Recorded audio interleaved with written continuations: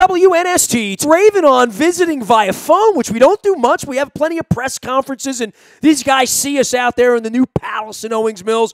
Willie Snead, the fourth, joins us now from Owings Mills here. And first off, I hope you're not too sore from the game. It's Pittsburgh week around here, Willie, so I know you know that that means a little something extra around here, right? I heard there's a lot of excitement, man. It's going to be fun. For you with New Orleans, was there a week like this? I mean, when I think of that division, I think of the sort of, everybody doesn't like everybody in that division. Everybody's always fighting for everything. Here, there's like Pittsburgh and there's everybody else in our division, kind of, sort of. Right. No, I think when I was in New Orleans, that type of game was against the Falcons because they just hate each other so much. They don't like them. You know, that it's always a good rivalry. So if I had something to compare to, that would be the game for sure. That's Old South. That's Old South. For you with coming in here, first off, it's great to have you. You fit in. We've said great things about all the new wide receivers here. But from a comfort level, I mean, you had some adversity at the beginning of your career. You didn't find this to be the easy way to get in, and I know the Ravens love that part when they recruit, whether it's free agents or whether it's just rookies and out in Indianapolis at the Combine, always talking about overcoming adversity. And certainly you've done that, and finding this circumstance for you with a quarterback that's won a Super Bowl, with complimentary players, you must like the bus you're riding on right now here.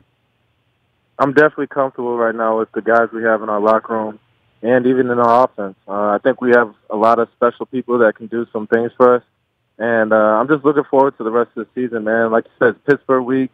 I'm looking forward to that. And I think the excitement is building around the team. So I'm pretty excited to be here. Tell everybody how it works when you come to a new franchise and you're trying to find your way around. I mean, I do a little Google search on you, and it's pretty obvious you knew Keith Wenning, who knows Joe Flacco, and you've played with players that have moved around and whatnot. But putting the research into doing this, and I was talking to Eric Weddle about this, that when you want to come out and sign and you have that opportunity to look for a place where someone wants you and you want them, run me a little bit through the off season because it is a change of life, especially when you've made a thing there in New Orleans, and that was a place where you had a quarterback that had also won some Super Bowls and an offense where they wanted to throw the football to guys like you. But you get that opportunity. What made Baltimore attractive for you? And obviously, this has been a good spot for you so far.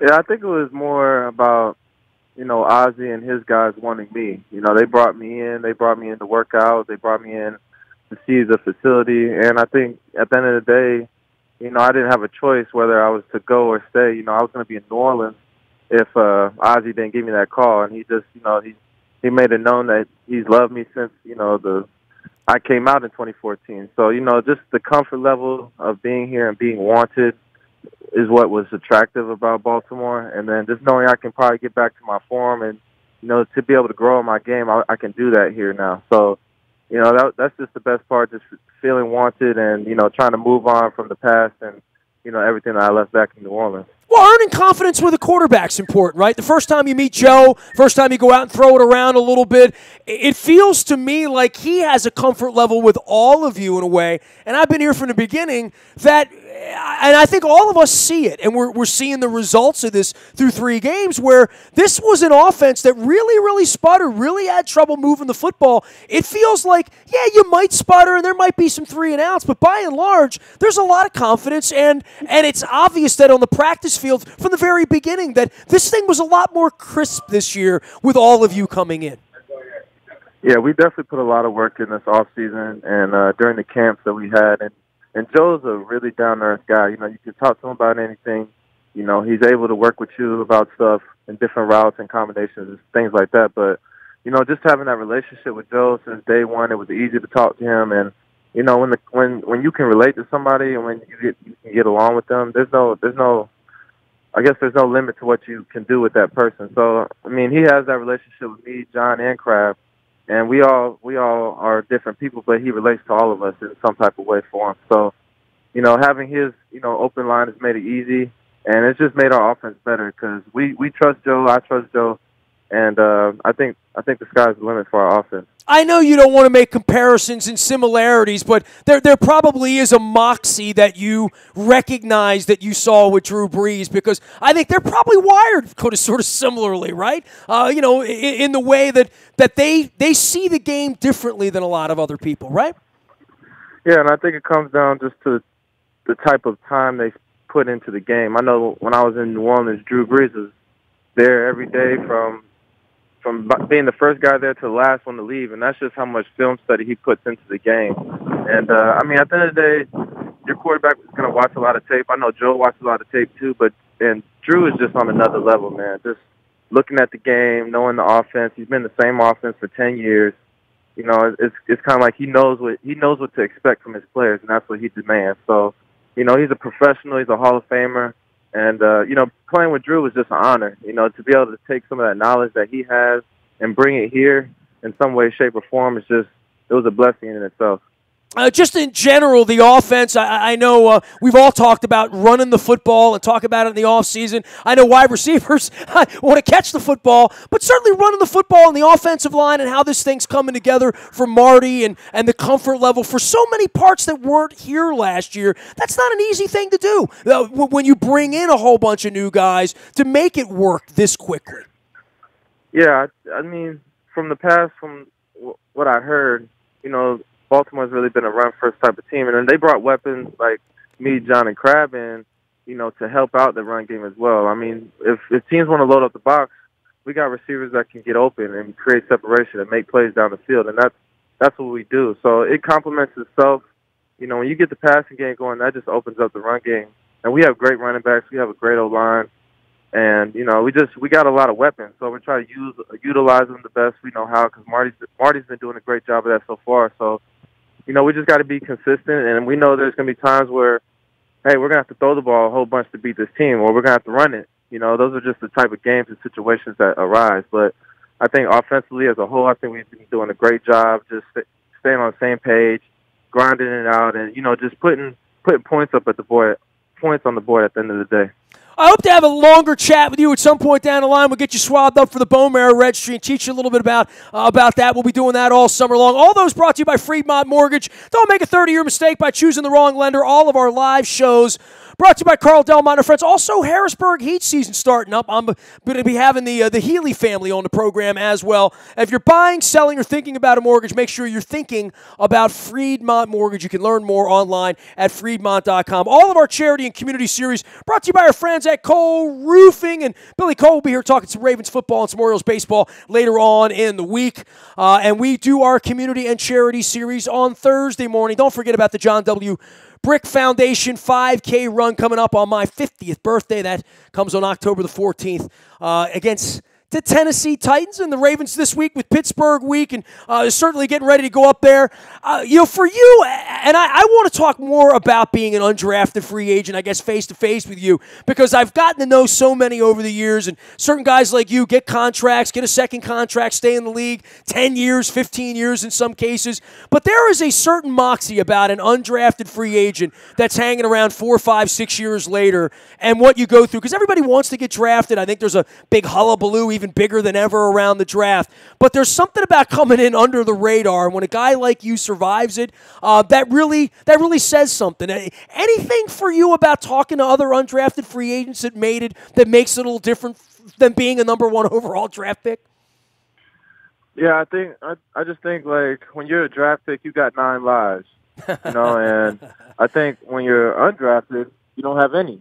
So you just get opportunities, and the opportunities that you get, you have to make the most of them. And that's what I've done over my career. Is just I've learned from my mistakes. I've moved on from situations, and I take whatever I've been given, and I've maximized it.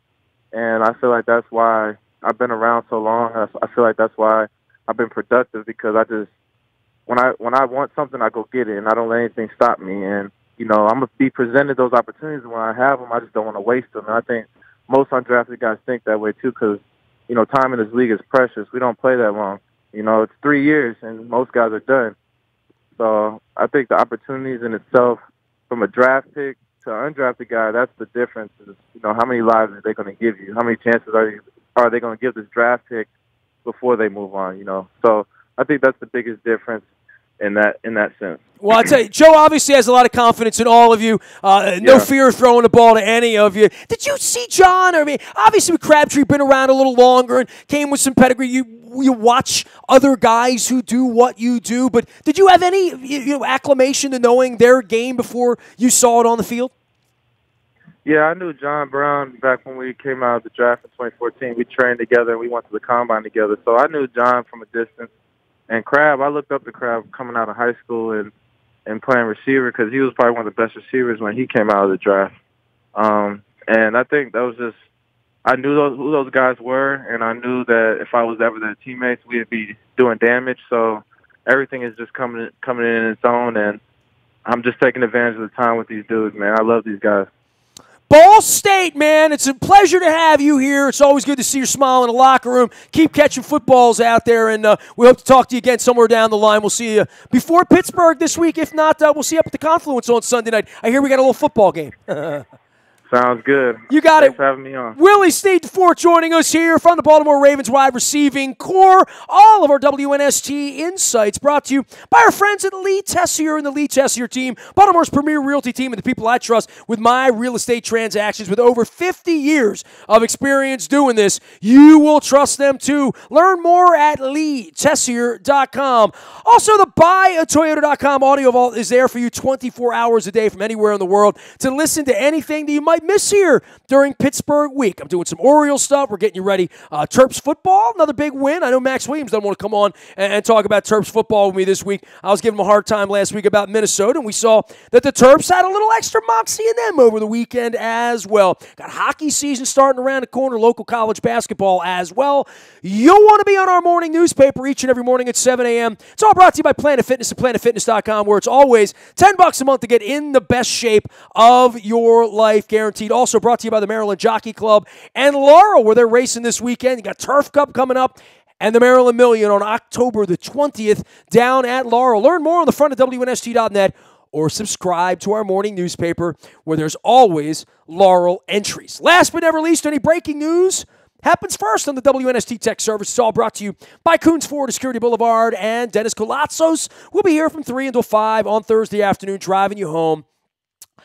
From 3 until 5, the replay happens on Sunday morning. I am Nestor. We are WNST.net, AM 1570, and WNST, Tassa, Baltimore, and we never stop talking Baltimore sports.